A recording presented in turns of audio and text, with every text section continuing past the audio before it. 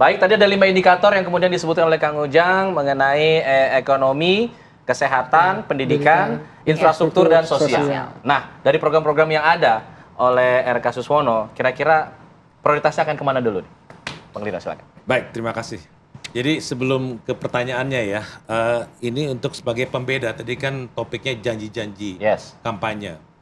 Kalau paslon lain itu baru janji-janji. Kalau Pak Ridwan Kamil ini sudah ada rekam jejaknya.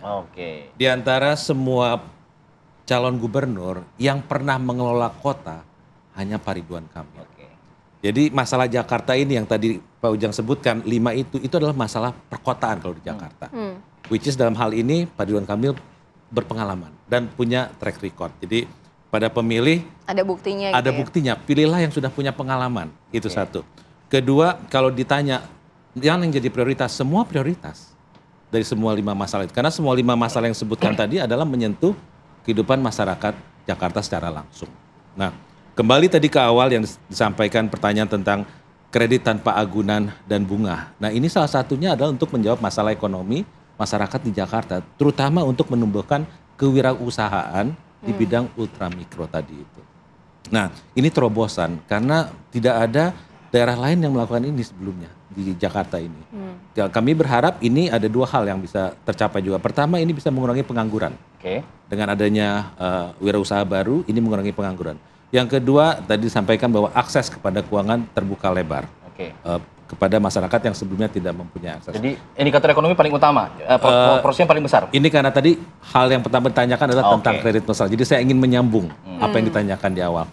Yang ketiga, dalam program ini kami tidak akan menggunakan APBD seperti paslon lain tadi janji-janjinya relatif menempel kepada APBD. Jadi pakai apa? Ini kami akan menggunakan bank pembangunan di Jakarta, yaitu Bank DKI.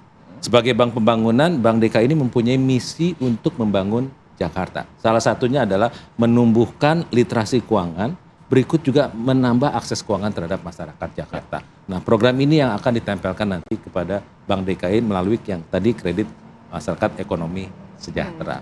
Nah, harapan kami tentu ini akan mengurangi juga masalah-masalah lainnya terkait dengan daya beli, kesehatan, transportasi. Karena dengan bertumbuhnya wirausaha di Jakarta, ini tentu akan meningkatkan taraf hidup masyarakat Jakarta juga dengan sendirinya. Kurang lebih seperti itu. Kalau dari Darmakun, apa yang menjadi prioritas? Kayaknya ini agak sedikit menyorot lebih kepada kesehatan gitu ya. Ekonomi lalu bagaimana?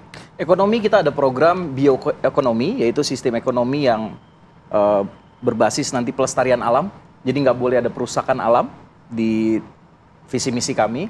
Jadi pengangguran itu nanti kita serap semuanya, kita kasih sekolah adab ya. Jadi ini paling penting juga nih, ada sekolah adab dari kami dan kami akan membentuk tim relawan adab, yaitu dari guru-guru honorer yang akan kami gaji, tingkatkan kesejahteraannya dan menjadi role model. Siapa yang diajarin, siapa situ? Semua itu Bang, yang tadi pengangguran, yang adabnya kurang-kurang tadi, yang tadi di bawah garis kemiskinan Bang. Dan itu kita kasih pekerjaan yang layak Bang, yang sesuai dengan bioekonomi tadi. Contoh dari jumlah penganggurannya luar biasa masif loh di Jakarta ini. Betul. Bisa terangkul semuanya? Bisa. Sudah kita ukur, sudah kita hitung. Nanti saat debat, Bang Dharma dan Bang Kun akan paparkan semuanya. Nggak boleh semuanya sekarang. Saya ditahan. Ditahan dulu ya? Ditahan. Jadi Bang, kalau bioekonomi itu contohnya ya Bang, sampah berserakan di Jakarta. Luar biasa menggunung di Bantar Gebang. Nah, kami ada teknologi pemilahan sampah yang bagaimana sampah plastik, sampah yang menggunung itu bisa menjadi bahan bangunan Bang. Bisa menjadi bahan-bahan yang bermanfaat. Bisa untuk meningkatkan ekonomi rakyat kita yang di bawah garis kemiskinan yang pengangguran tadi. Jadi ada pekerjaan-pekerjaan baru nanti Bang. Bukan pekerjaan yang maaf sudah digantikan oleh AI ya. Artificial Intelligence, kita akan membuat pekerjaan baru yang berbasis bioekonomi. Pelestarian alam. Sehingga tidak merusak alam.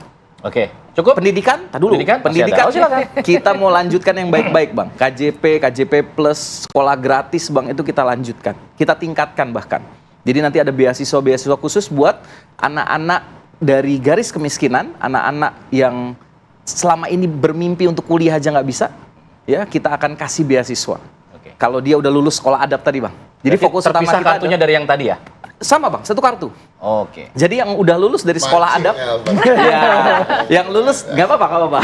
Yang lulus dari sekolah adab akan dapetin kartu ini Bang. Oke. Semua pemilih kita Harus lulus dulu. Harus lulus Oke. persyaratannya. Iya, dan tim relawan adabnya juga kita kerahkan semuanya, nanti guru-guru yang hebat-hebat, yang honorer, yang selama ini maaf upahnya masih di bawah UMR. Ya, menyedihkan sekali. Kami akan gaji, kami akan perhatikan khusus guru honorer Baik. dan semua tim relawan pembina adab nanti. Baik. Ya. Bang Ciko, Semua tim relawan.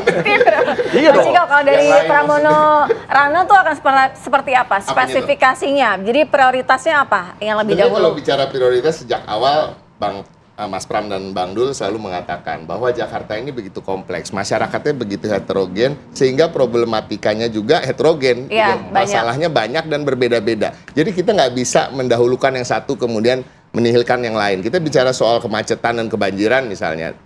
Jujur tidak semua orang terdampak itu. Oke. Adalah Iya. sekian persen yang tidak terdampak sama sekali dengan kemacetan. Berarti kan ada urgensi tertentu Jadi ada tadi, Bang. urgensi tertentunya terkait ekonomi, tapi Oke. ada yang terdampak soal kemiskinan kota tadi, ada yang terdampak soal kesulitan akses atas air bersih Air misalnya. bersih. Orang di Jakarta Selatan agak tidak bisa connect dengan pernyataan Ya. soal air bersih, tapi orang di Jakarta Utara bisa. Gitu. Bisa, Nah, iya. artinya hal-hal ini semua harus dibangun secara simultan. Oke. Nobody says it's gonna be easy. Tidak ada yang mengatakan ini akan menjadi perjalanan yang mudah. Of course, Gitu of ya. course. Apalagi kalau hanya dibandingkan dengan pernah memimpin di satu daerah lain misalnya Iya. gitu ya. Di mana juga Bang Dul kan pernah juga di Banten dan punya kesuksesan tersendiri. Langsung dibalas Boleh loh. nggak? Jawab. Kalau nyentil- Beda loh.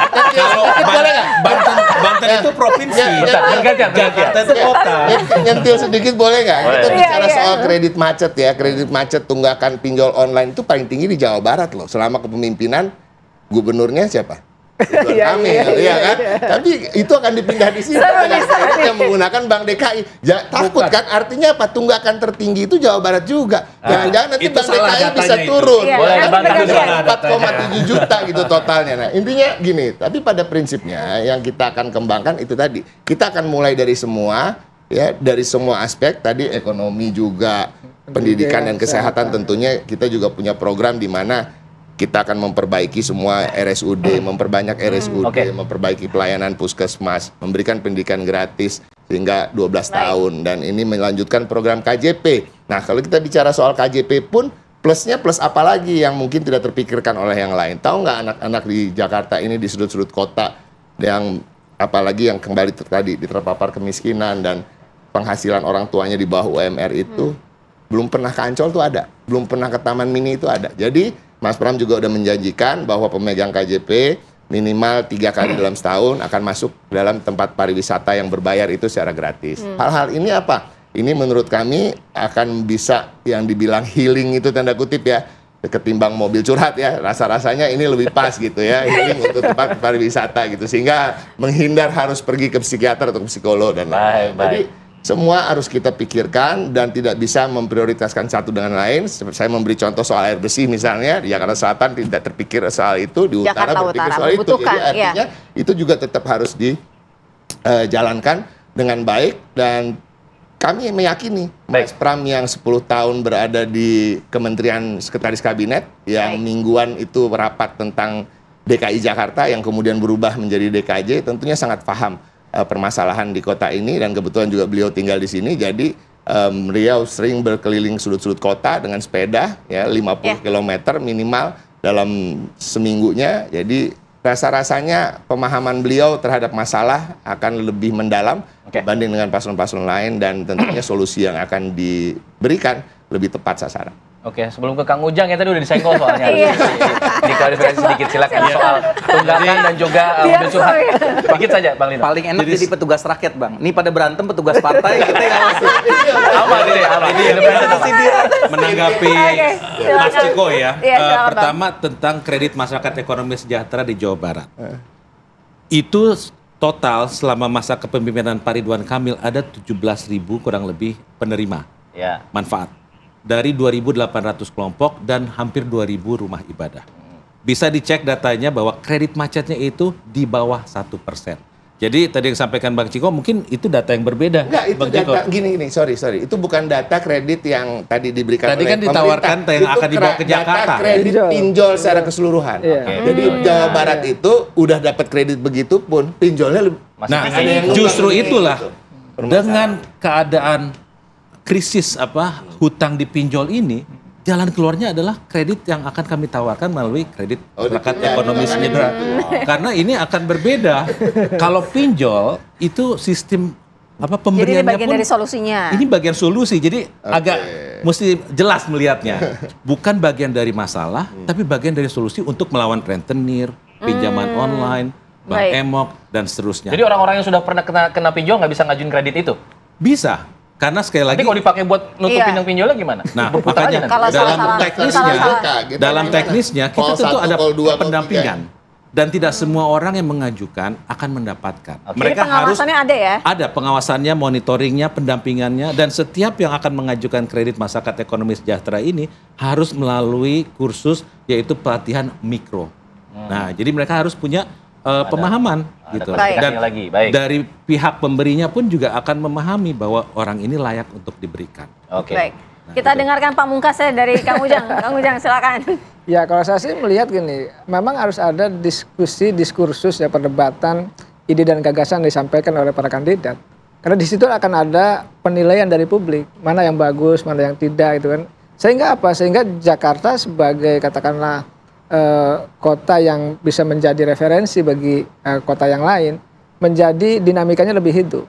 Jadi yang ditawarkan bukan hal-hal yang kosong, bukan hal-hal yang spekulatif, tetapi betul-betul yang memiliki tadi ide gagasan yang bisa direalisasikan. Jadi saya melihat ini semangat yang sama ya, ingin membangun Jakarta lebih baik. Nah dalam konteks itu saya ingin mengatakan saya percaya lah dengan tiga-tiganya punya kapasitas, punya kualitas gitu ya. Tapi sekarang tinggal bagaimana meyakinkan warga Jakarta dengan program-program yang terbaiknya itu. Karena dalam skala masyarakat Jakarta yang menurut saya well informed ya, begitu kuat terkait dengan informasi yang deras itu ya. Lalu juga sudah banyak yang cerdas walaupun tadi kemiskinan masih banyak. Saya meyakini warga Jakarta akan memilih dengan rasionalitasnya, bukan dengan emosionalitasnya. Jadi faktor rasionalitas itu akan diuji dengan program, dengan janji-janji, dengan ide gagasan yang disampaikan kepada publik. Jadi saya meyakini ukuran tadi ya program, ukuran visi misi itu akan menjadi salah satu faktor juga penentu dalam konteks warga Jakarta untuk memilih para kandidat itu. Saya Baik. meyakini itu. Baik. Semoga tadi sudah dicatat oleh warga Jakarta yang menonton ya. Terima kasih untuk semuanya. Terima Nanti kita akan kasih, tunggu Bang bagaimana Ina, realisasinya dan Bang juga Mas, bagaimana Bang Ciko, Kang jalannya Ujang. kampanye hingga nanti pada saat pencoblosan. Terima kasih Bang Terima Ino, kasih. Bang Arman, Bang Ciko, Kita dan juga lanjutkan di Kang sesi, Ujang. kayaknya masih banyak kan, Bang? Saya tutup pakai pantun boleh ya, minta cakepnya ya. Pipi dikecup, hati berdebar. Di atas jembatan kecupan siririt. Cakep. Janji cagup boleh diumbar, asal Cakep. jangan kayak mantan. Banyak janji, ditinggal kawin. Baik, terima kasih semuanya ya. Kita akan kembali saat lagi dengan sejumlah informasi lain. Tetap di sini di Apa Kabar Indonesia Pagi.